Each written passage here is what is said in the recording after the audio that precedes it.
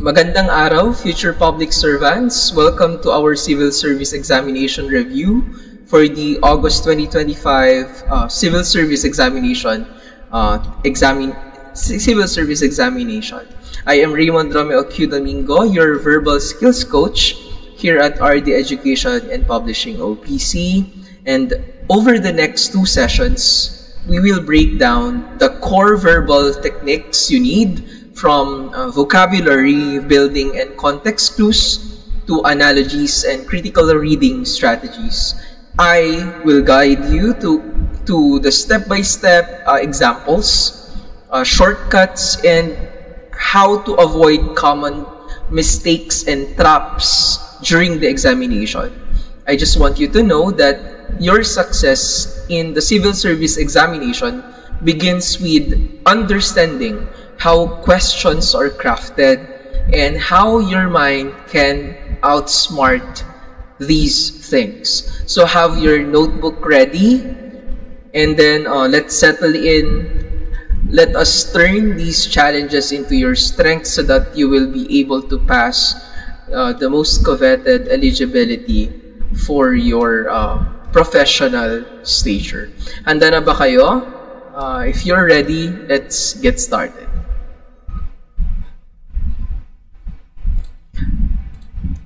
So our topic for the July 5 and 6 session will be focused on verbal skills. Let's take note that verbal skills as a component in the civil service examination ay merong dalawang factors. Isang English and then the Filipino side. Karamihan kasi sa civil service examination talagang English. But what if you encounter, or what if lang, nagkaroon ng ideya ang Civil Service Commission na magdagdag ng mas marami pang Filipino na items. Isa ito sa mga pinaghandaan namin at talagang tinignan namin yung mga items na pwedeng ang ma-pattern for the examination, because for the past few examinations, upon checking and interviewing yung mga previous na nag-exam for the last 3 examinations, August and March, parami or rumarami na daw po ang Filipino na items in the first portion of the examination. Take note, of course, yung mga dati nang nag-exam, alam nila na mas marami talaga ang verbal. Kaya talagang pinaghahandaan natin ang verbal skills. Don't worry, kasi dito sa session na ito, i-cover natin lahat-lahat yan. Hopefully, sa mga strategies na ipapakita natin ngayon, and yung explanation or rationalization kung bakit tama or kung bakit mali naman yung 3 choices. Minsan nga 4 kasi 5, yung nagiging choices minsan, hindi lahat ng pagkakataon. It will really challenge you to think deep, analyze the questions and choices na rin, dahil hindi siya katulad ng normal na board examination questions. Minsan trivial, kasi nga syempre ang rami-raming pwedeng maging item. We have so many words that might be integrated as vocabulary questions. We have so many paragraphs that can be also integrated as reading comprehension questions. We have so many sentences that can be structured na pwedeng maging integrated as your items in the determining or identifying the errors in the sentence. So marami tayong components na dapat paghandaan, and hopefully mako-cover natin at magiging effective yung strategies natin. So let us now start with our review. Okay, as promised, yung una nga natin, first item is Filipino. Filipino na kaagad para at least ma-practice natin. Okay? Of course, hindi natin makakalimutan na basahin ang directions. Alam naman na natin ito, but let us just reiterate. If the directions say, choose among or choose from among the suggested answers, the word that means most nearly the same as the word in capital letters. The reason behind these directions is that lahat kasi nung 5 or 4 choices later on sa examination ay analogous or synonymous sa word. But the rule is to locate the most nearly the same as, or the most, or the nearest, yung kumbaga, the nearest same word as in the capital letters or in the capital or in the words that are given in the said item. Titignan natin na, take note of that, the nearest synonymous word, because all of the choices might be synonymous with the given word, but choose the nearest synonymous word. In terms of vocabulary, uunahin talaga natin ang vocabulary. Okay? Karamihan dito, alam nyo, I am confident na alam ninyo. So, number 1, the item is, ang pagal na guro ay sandaling tumigil bago muling nagpatuloy sa pagsasalita. First choice, pagod. 2, galit. 3, pihikan. 4, mabagal. Or 5, mahinahon. So, 5, no? We are just giving you now the scenario that you might encounter during the civil service examination, kasi sa vocabulary part ng verbal skills, karamihan talaga 5 yung choices para mas guluhin kayo, no? If we are going to dissect the sentence, pagal, we relate pagal sa gurong nagsasalita. Okay? Here. Okay? What happened in this sentence is that sandali siyang tumigil bago siya nagpatuloy sa pagsasalita. What could now be the synonymous word of pagal? Okay, is it pagod? Nagagalit ba siya dyan? Pihikan ba siya? Mabagal ba siya? Or mahinahon? Now, the answer to this one is number 1, pagod. Okay? Why pagod? Pagal is, pagal ay isang salitang malalim na Tagalog na ginagamit upang ilarawan ng isang tao na labis na pagod, or yung tinatawag natin sa Tagalog na lupay-pay na siya dahil sa matinding gawain o pag-iisip. Dito sa pangungusap natin, sinasabi nga, no, as I have said kanina, ang pagal na guro ay sandaling tumigil bago muling nagpatuloy sa pagsasalita. So ipinapakita dito na yung guro ay huminto sandali upang makabawi ng lakas. Of course, kasi nakakapagod nga ang magsalita ng patuloy, no? Isa ito sa karaniwang kilos ng isang pagod or isang taong pagod, okay, relating to yung pagsasalita ng tuloy-tuloy. Kaya ang salitang pagal here ay pinaka-uugnay sa salitang pagod. Ngayon, bakit hindi pwede yung letter B na galit? Walang palatandaan sa sentence natin or sa pangungusap natin na siya ay galit. Okay, yung paghinto kasi sa pagsasalita ay hindi senyales na galit na kaagad-agad. Okay? Most importantly, sa kontekstong ito, sa context natin, kasi siya ay guro, wala naman marker or kahit clue na nagalit siya sa isang estudyante. So, we have to eliminate that. So, C, pihikan. Ano ba yung pihikan? Kapag ang isang tao ay pihikan, of course, mapili siya. Meron bang indikasyon na si teacher ay mapili? So, it's irrelevant. So, pwede pwede mo na on the outset pa lang, tanggalin na yan. Okay? O, bakit hindi pwede yung number or yung number 4, right? Yung mabagal, maaring medyo kapareho sa kilos na paghinto, pero nga, yung pagal ay tumutukoy sa isang kondisyon ng katawan, kaya nga siya napatigil. Okay? Hindi sa bilis ng kilos yung tinutukoy natin dito, kaya hindi pwede yung mabagal. And the last choice, mahinahon. Ang mahinahon kasi, di ba, kalmado. So, hindi naman indikasyon ng paghinto ang pagiging mahinahon. So, wala sa konteksto. Out of context, you can just omit that. So, pwede mo nang tanggalin yun on the outset. Una pa lang. No? The answer, once again, ay number 1. Pagal is equivalent to pagod. Okay.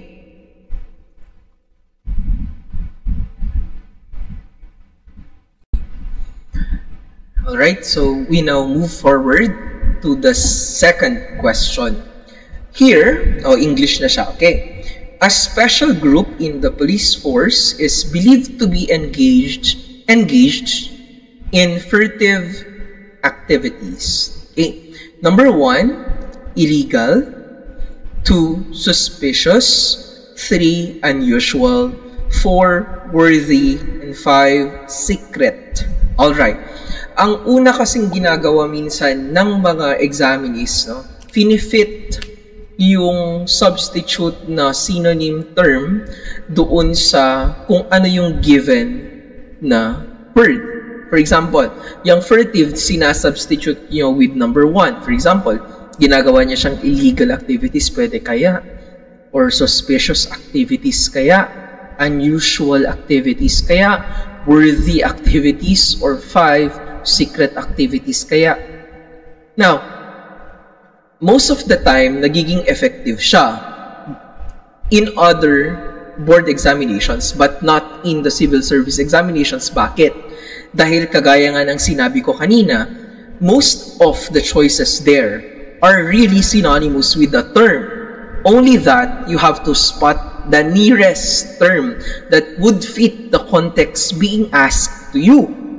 So here, there's a special group, no, sa police force daw na engage in furtive activities. Kaagad-agad, may isip nyo baka illegal nga ang furtive. Kasi if we are going to sound out furtive, parang mapupunta sa isipan nyo, fugitive, furtive, fugitive. Pero hindi furtive ang word. So what you're going to do is to ask yourself, is illegal really the nearest term to furtive? Or baka pwede itong suspicious activities. Baka nga. Or unusual. Ano ba ang unusual? Diba? Something rare. Right? Parang lumayo ng kaunti. Sasabihin mo sa sarili mo, parang hindi na pwede ito. Cross out ko lang muna kaya ito. Worthy, of course, mas lumayo. And number 5, yun, secret. Pwedeng secret activities. No? Depende kasi, no, sa konteksto and what the word really is. This is the challenge here in the civil service examination. No? You cannot predict the words that can be, no, given. What we are going to do is to really have the right strategy now. And yun nga yung sinasabi kong strategy. You can just employ that, but time is the ultimate weapon later on na pwede mong magamit para pumasa. Bakit? Dahil sa dinami-dami ng mga items sa verbal portion, okay? Kung mauubusan ka ng time when it comes to the analytical and your numerical skills na, you have a very critical or low chance of passing the said examination. Huwag mo naman i-overdo na super i-analyze yung mga items na ito. You cannot be over-prepared and under-prepared here in these items. Kasi talagang uubusin niya yung oras nyo na siyang weapon nyo. Okay? I repeat, na siyang weapon ninyo para maipasa yung whole thing. Dahil nga, the verbal, analytical, numerical, and then the general information under the Philippine Constitution has their own component in the whole percentile of the examination. Parang, if I'm not mistaken, 40, 30, 20, and then 10. If I'm not mistaken, 40 ang verbal, 30 ang numerical, 20 ang analytical, and 10 ang Philippine Constitution. So, titignan nyo pa rin. Alright? So, the answer here is number 5, secret. So, it might be a shocker to you. Kasi, syempre, police force. Merong special group lang sa kanila. Baka illegal nga yun. But, once again, the challenge of the civil service, the challenge of the whole thing is really, to know the etymology behind the word. Kung hindi mo talaga siya alam, abay, hindi mo makukuha yung sagot. Kaya, just review, magbuklat ng mga dictionary, magbasa-basa from this moment up to the week leading to the examination. Now, let us decode what furtive really means. Once again, furtive is an English adjective that means done in a quiet or secretive way to avoid being noticed. Yun lang siya. Because in Latin, yung furtive comes from the word furtivus, meaning stolen, which is also related to the word fugitive. Now, so when the sentence says that the police group is engaged in furtive activities, it only implies that they are doing something discreetly or in secret. Why? Possibly, they will try to hide their actions from public knowledge. Kaya nga siya furtive yung methodology niya para hindi malaman ng iba or the public, general public. Now, the question is, sir, paano natin ma-justify na hindi nga illegal yung tamang sagot? Okay, sinabi natin dito, not all secret activities are illegal. Okay? Furtive does not always mean something is against the law. Okay? It only wants to imply that something is hidden. But not all secret activities are illegal, to tell you the truth. Okay? So you can use furtive in a nicer way, in a nicer context, not only in illegal context or something that is bad, erroneous, or whatnot. Okay? So yun, hindi siya illegal. Number 2, bakit hindi suspicious? Because suspicious is something that is perceived by others. So, iba ang magsasabi. Parang opinion ng iba yan, ay, suspicious yan. So, when you say suspicious, you are just simply describing or perceiving something. And that perception does not really necessary, or that is not necessarily true. Okay? Because furtive is more about the nature of the action being concealed or being in secret. Okay? So yan. Kaya hindi pwede yung illegal and suspicious. Okay?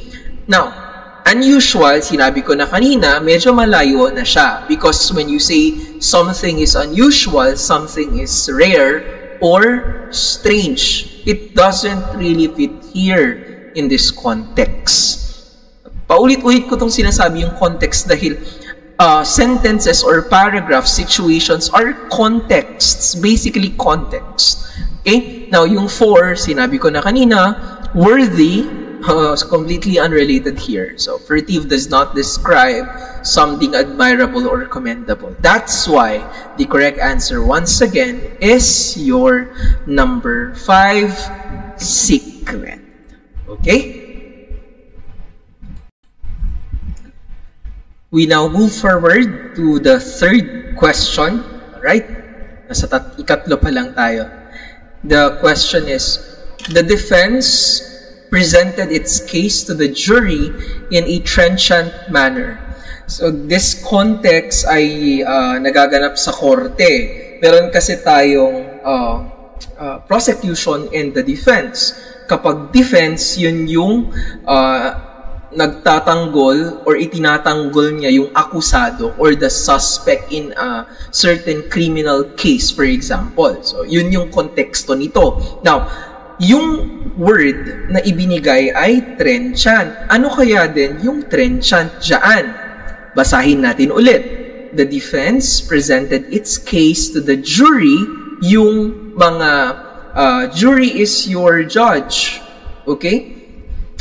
In a trenchant manner. Is it legalistic? Is it dignified? Is it vague? 4, emphatic? Or 5, cautious? Kanina sinabi ko na ang konteksto natin ngayon sa third na question ay something about the court, which is legal in its nature. Kaya baka ang una niyong sasabihin, yung sagot dyan ay legalistic. No. The answer is not legalistic. Because I'll tell you why mamaya. Dignified kaya? Kapag defense ka, ano ba yung gusto mong gawin? Siyempre, yung nasa isip mo, gusto mong ma-acquit yung akusado na siyang kliyente mo. Kung ako ang magiging lawyer, siyempre kapag ako yung nasa defense, gusto kong mapawalang sala siya. Diba? So, ano yung gagawin mo? Parang yun yung trenchant dyan. Because a defense should be the most prepared person or personalities in the courtroom sa isang kaso. Kailangan mo bang maging dignified kung yun yung gusto mong gawin? Dapat ba maging vague? Oh, vague. Anong ibig sabihin ng vague? Ambiguous, hindi maintindihan. Kaagad-agad kung hindi maintindihan, di wala yan, sir. O, tama. Itanggalin mo. No? Is it emphatic? Or is it cautious? The correct answer here, ladies and gentlemen, is, anong sagot nyo?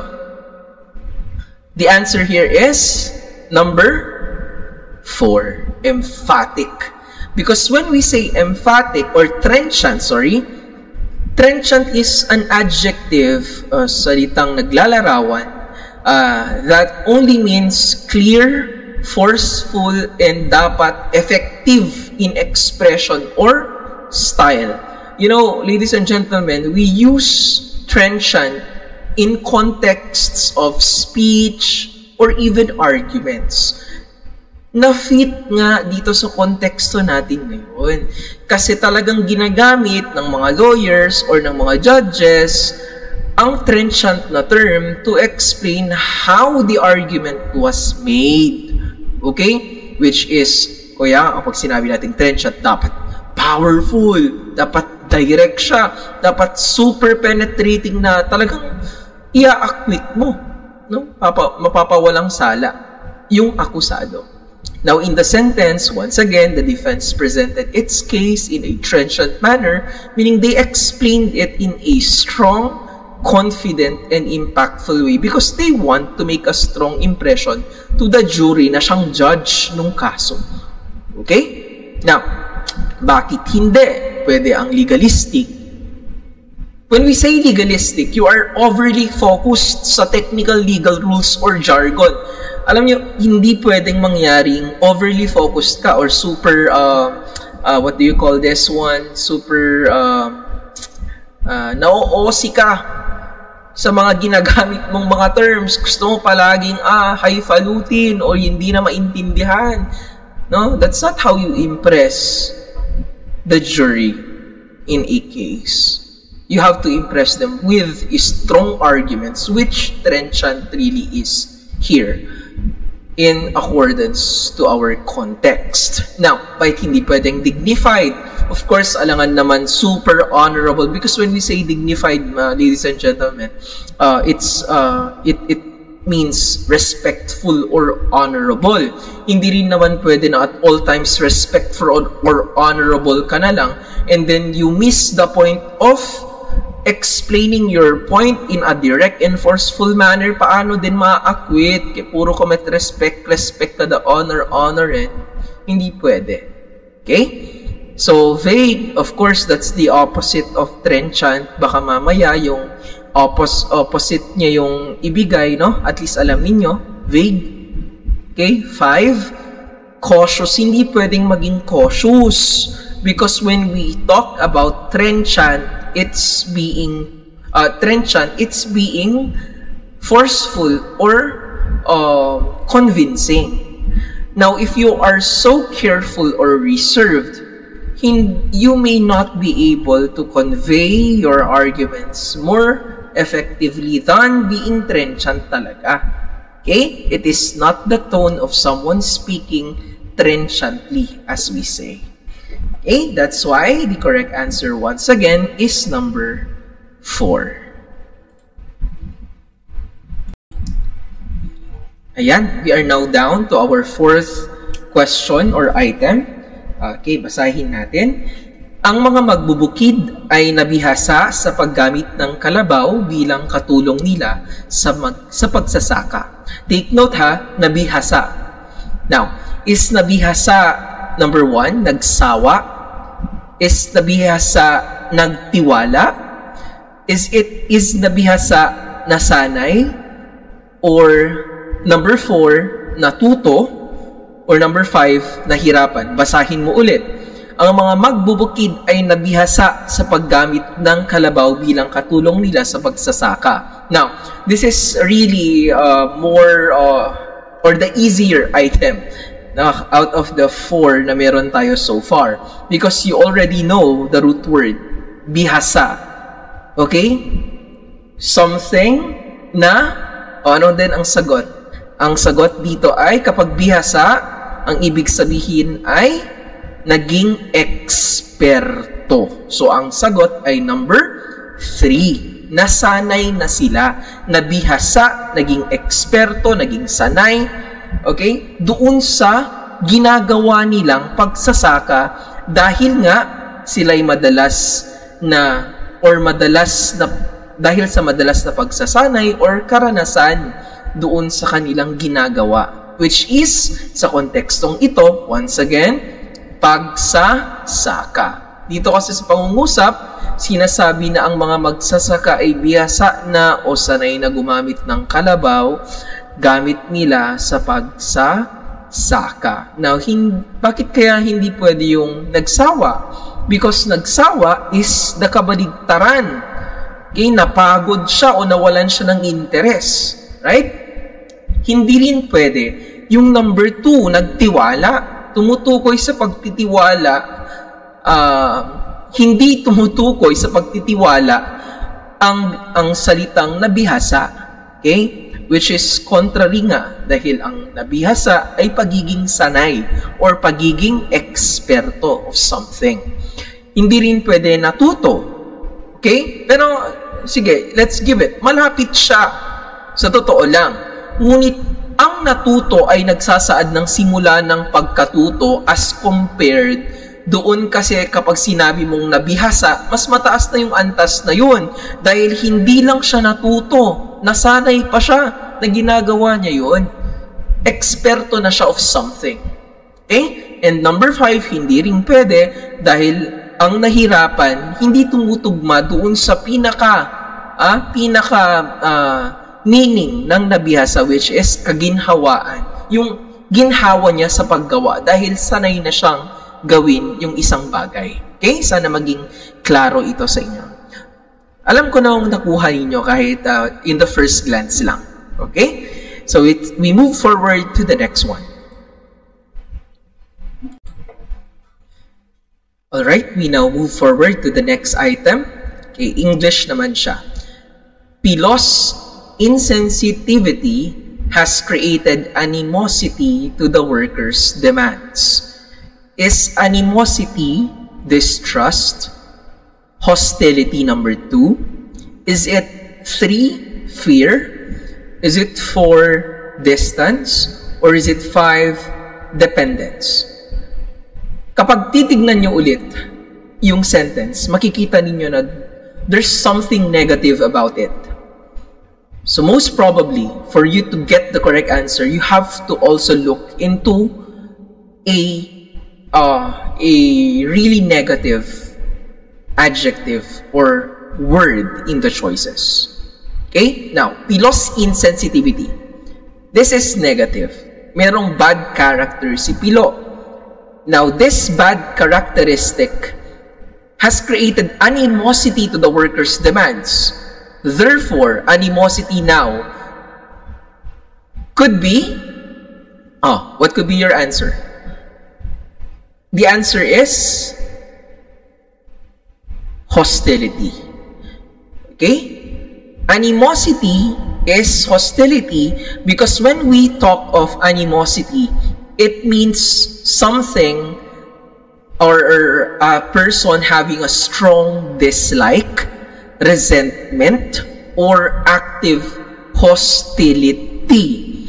When we say hostility, meron ng physical altercations, meron ng altercations at may disruptive physical restraint sa mga tao. So meron ng mga nagkakapisikalan, meron ng mga nasasaktan, alright? When you have animosity, it refers to your feelings of anger, yung opposition mo towards someone or something. So, in the sentence kasi, as I have mentioned kanina, pilos insensitivity has now caused a negative reaction to the workers' demands, and that negative reaction is now hostility. Instead of just disagreements, meron ng active resistance or ill will towards each other to the point na nagkakapisikalan na sila dahil nga insensitive si Pilo. Okay? That's how you frame your answers later on kapag ganito yung mga binibigay sa inyong mga vocabulary terms. Right now, bakit hindi pwede yung distrust? Okay, if we are going to look at the sentence once again, Pilos insensitivity has created distrust to the workers' demands. Okay, it really is, or something is amiss right here because we are talking about workers' demands. Okay, it cannot be the lack of confidence because when we say distrust, you lack confidence to a certain person or certain situation. Okay, it doesn't necessarily mean a strong emotional opposition. So this is not the correct answer. It can also not be fear. Fear is not related about anger or not being afraid. Okay? Is about being afraid. Okay? Hindi rin pwedeng distance because this is too neutral. Physical or emotional distance is not necessarily hostile. Kasi kapag hostile ang action mo, meron ng physical altercations. Okay? Kakapisikalan na sila. Number 5, dependence. Alright? Dependence here is the complete opposite of animosity because in animosity, there is an active resentment, diba? Resistance. But when there's dependence, it involves separation and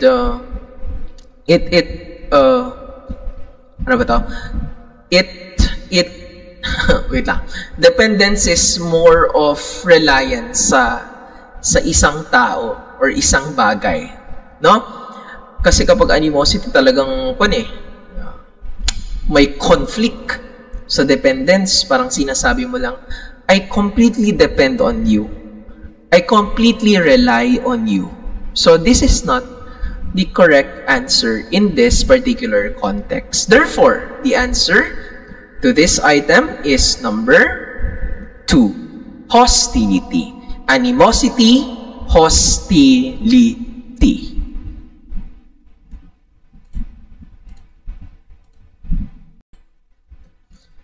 The baffled owner acquiesced to the worker's demands. Alright. Once again, we read, the baffled owner, okay, may owner tayo dito, nag-acquiesce daw siya to the worker's demands. Now, is acquiesced here opposed, reacted, number 3, agree, 4, resisted, or 5, listened? Now, this term, kung medyo familiar kayo sa mga konsepto sa politika at sa batas in law and politics, we use this term particularly when there is a policy or a policy that was introduced by a particular politician or a particular head of an agency, wherein even if we do not want something, we have to totally agree with it. Okay? Acquiesce. Nag-acquiesce nga yung owner sa mga workers' demands kahit na hindi niya sila nagusto, pero pinahintulutan niya na lang. So, saan dyan sa choices na yan yung tamang sagot? Is it opposed, reacted, agree, resisted, or listened? The answer here, as I have already told you, is, so sinabi ko, what does that imply? It implies that you agreed to something, perhaps reluctantly. Dahil kapag sinabi nating acquiesced, okay, it comes from the verb acquiesce once again, to give in, to just submit or agree to do something silently or without protest, even if you really do not like it, even if you do not fully like it. Okay, so titignan natin. In the sentence, the baffled owner. Okay, sir, hindi ko naman kasi maintindihan yung baffled. Una pa lang, no?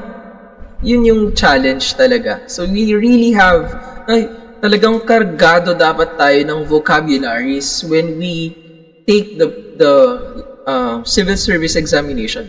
Okay? Here, baffled means nalito o naguguluhang may-ari. Parang ganon. So, since she or he is baffled, he or she eventually acquiesced. He eventually agreed, which means he allowed or agreed to the worker's demands kahit na merong reluctance doon sa kanyang part. Okay? Now, we talk about the other choices. Bakit hindi pwedeng yung number 1? Okay? Opposed is the opposite of acquiesce. Dapat you should have never agreed. Okay? You should never acquiesce to the worker's demands. Dapat nag-oppose ka. So kapag opposed, that's the opposite of acquiesced. Hindi siya pwedeng maging sagot. Okay? Reacted. Napaka-general naman ito. No? Acquiescing is a specific kind of reaction. Which is, ano yung reaction na yun? Agreeing silently. Now, bakit hindi pwedeng number 4? Resisted. Because resisted, again, is the opposite of acquiesced. Tingnan nyo yung number 1 and 4. No? Opposed and resisted. Okay? Are two different kinds of words, but they have the same meaning, and eventually and subsequently opposing the very meaning of acquiesced. Okay, and number 5, listened. When we say listening, kasi it doesn't really mean kaagad-agad na agreeing na siya. One can listen and still say no. Okay. That's why number 5 is also incorrect. That's why the answer here is agreed. Acquiesced, agreed.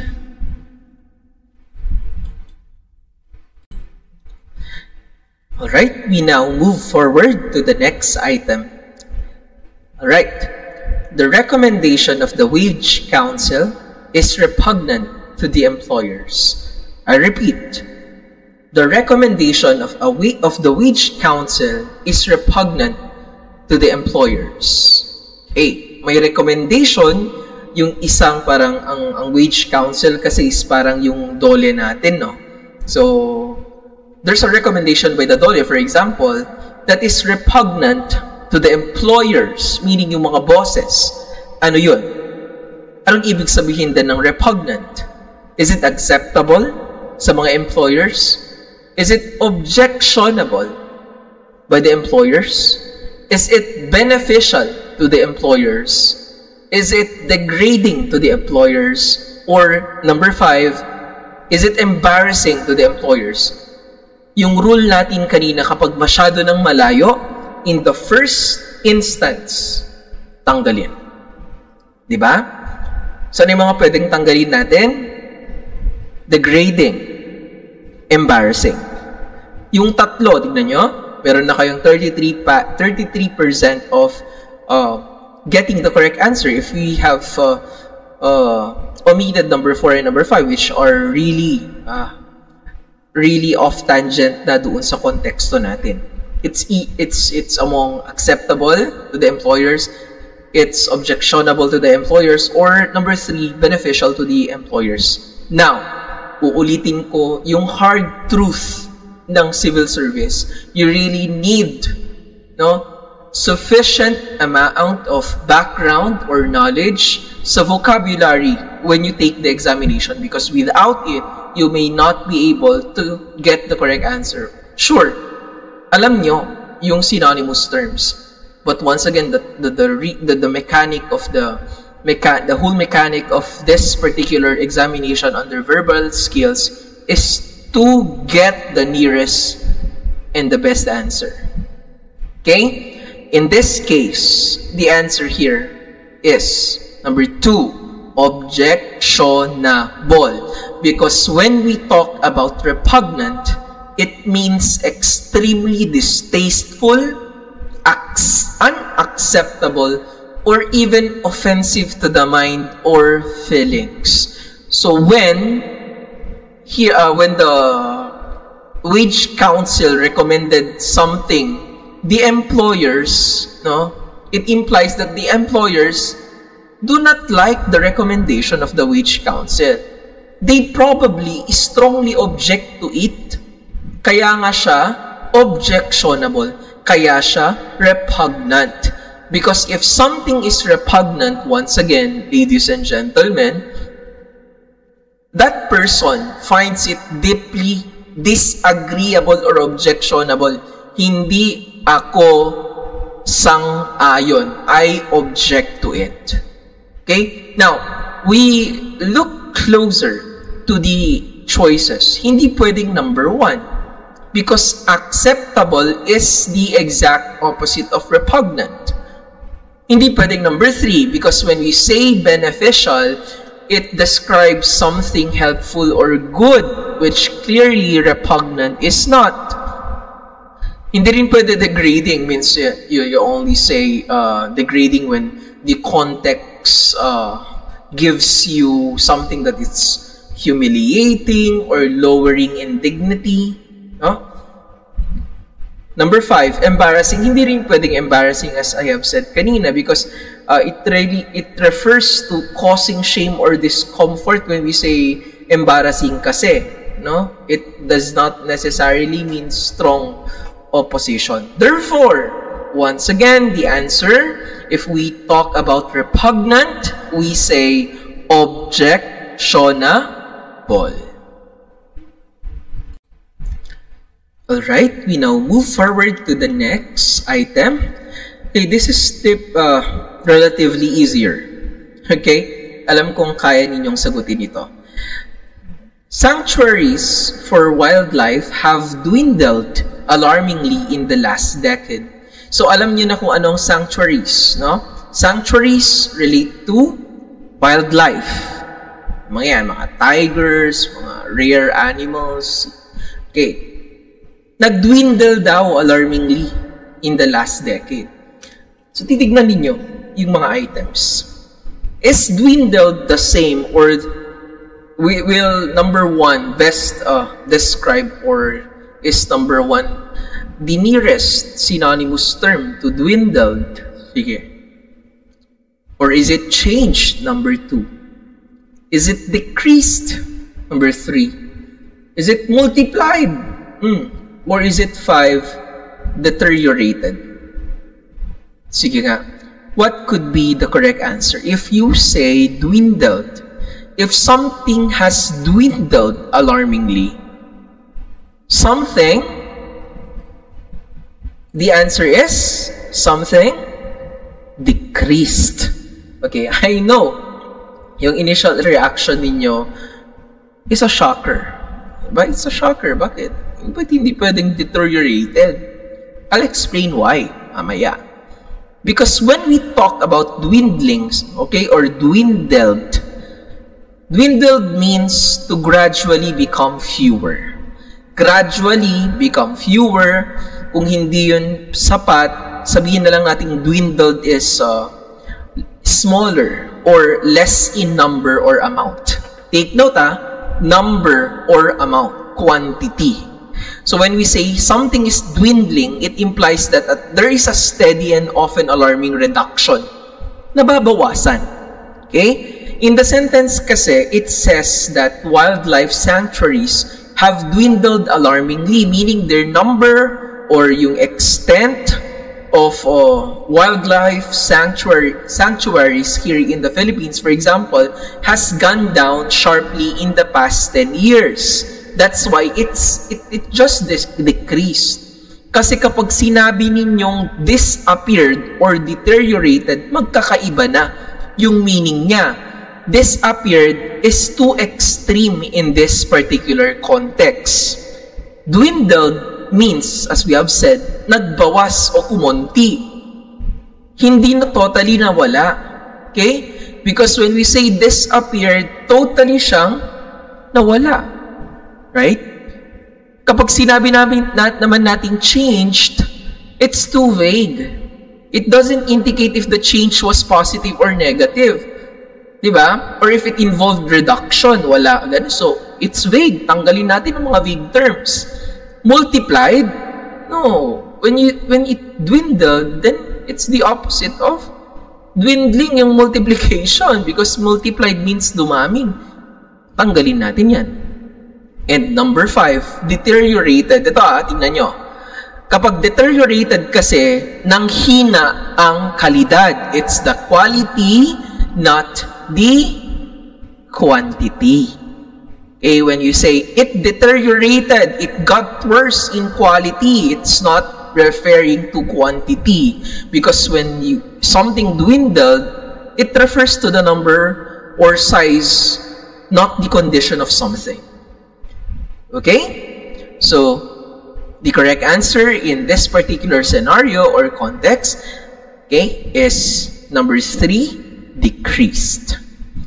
Hope na maliwanag yun sa atin. We now move forward to the next item. Okay. This is once again easy, no?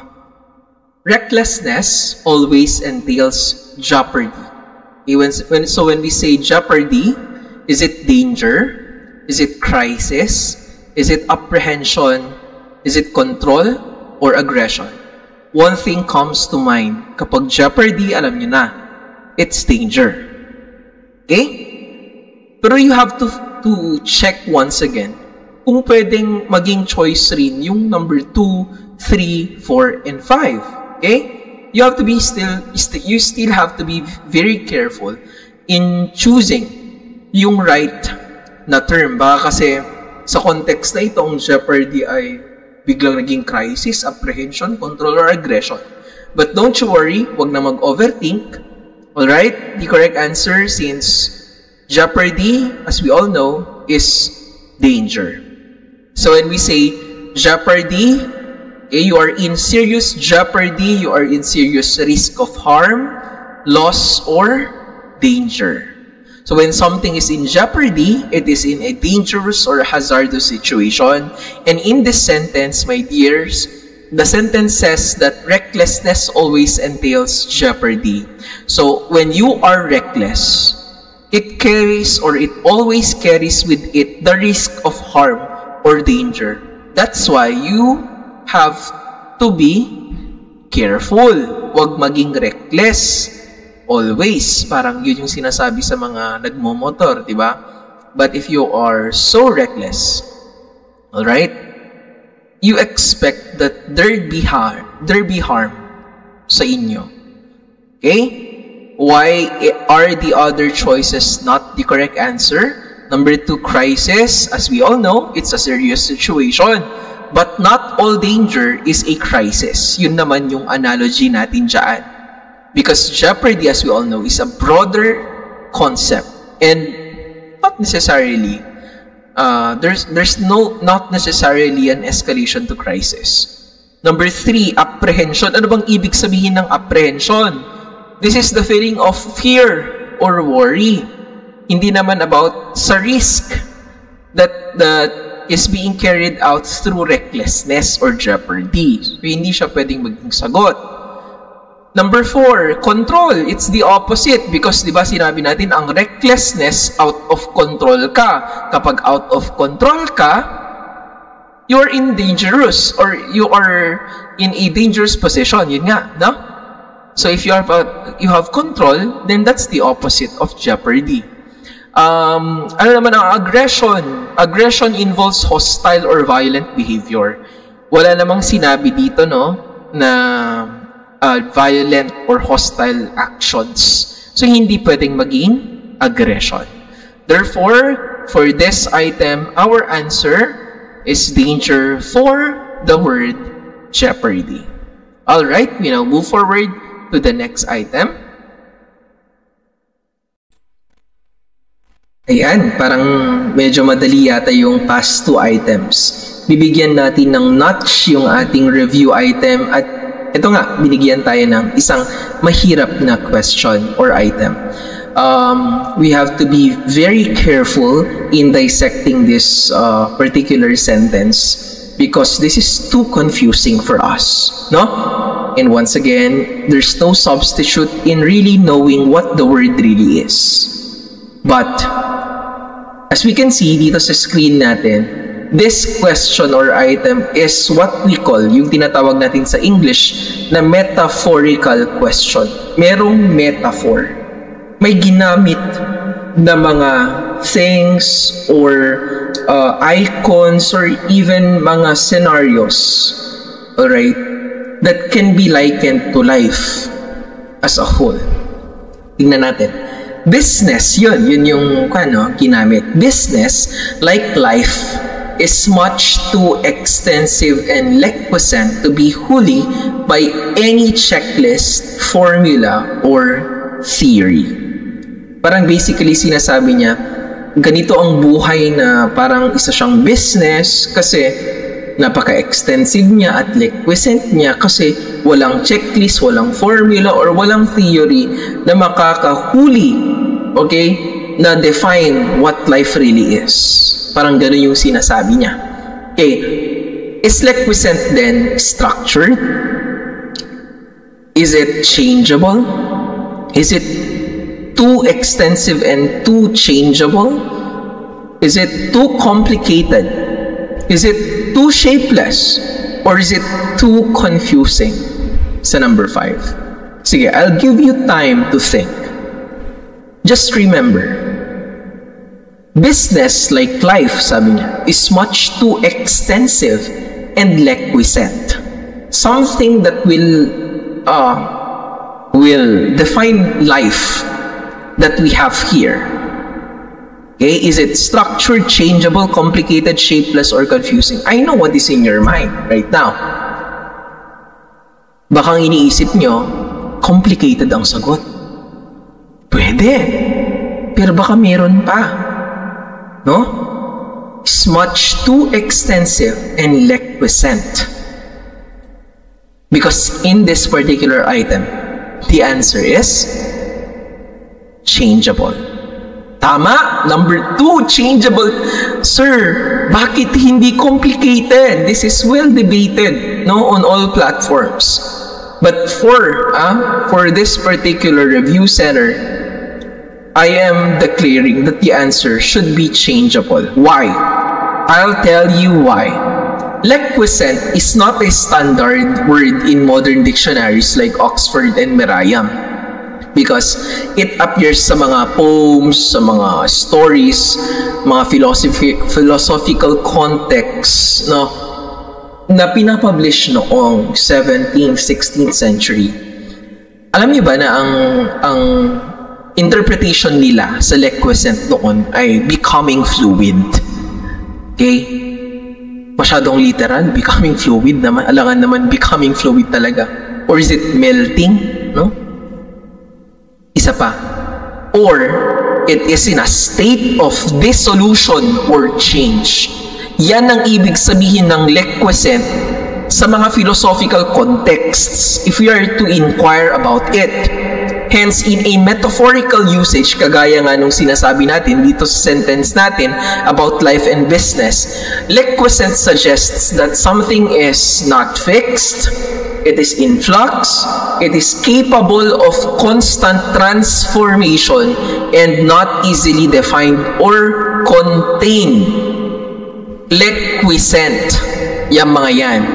So dito sa sentence na ito, sinasabi niya kasi na business like life cannot be fully captured or restrained by static tools like a checklist or formula because it is lequiescent. It is constantly shifting. It is constantly evolving. It is constantly adapting sa mundo. Parang yun yung sinasabi nung sentence natin. Na hindi pwedeng complicated kasi when we say lequiescent, it is capable of constant transformation. And when something is being transformed from time to time, it implies change. Okay? Now, bakit hindi pwedeng structured? It's clearly the opposite. Because the sentence argues that business is too liquescent to be structured, di ba? Sinabi niya nga. So, hindi nga siya may structure. Ngayon, kapag sasabihin mo, structure siya, the opposite na siya. Hindi pwedeng may structure, tapos sinasabi mong structure. The opposite. So, it's not the correct answer. Right? Now, is it complicated? This refers to the difficulty in understanding. Hindi ko maintindihan. It's too complex about life. Hindi naman yun yung tinatanong. Hindi naman yun yung nasa context, my dear. No? It's not fluidity or change. Number 4, shapeless. Apo, napaka-literal naman siya. No, shapeless, sige, fluid nga. Diba? Fluidity, sabi natin kanina. When it comes to philosophical context. But when we say shapeless, too literal na siya, no? Kasi ang lequiescent, once again, sinasabi ko, it implies transformation or fluidity. And number 5, confusing, this refers to perception and not really about fluidity, no? As we have said, tignan nyo dito, lequiescent things might be hard to define, but not because they confuse, rather because they keep on evolving. Tignan nyo? So you have to really inquire, ano ba yung ibig sabihin niyan? Anong mga konteksto yung makakapagpatibay na ito nga yung dapat na sagot niyan? Okay? That's why there is really no substitute in knowing the whole meaning of the word. Okay? But at least, no, napapakita natin yung strategy natin. Dinadissect natin ng mabuti para kapag ito lumabas, alam ninyo kung paano ninyo i-approach. And kung meron mang ganitong similar na item later on, alam ninyo kung paano nyo siya sasagutin.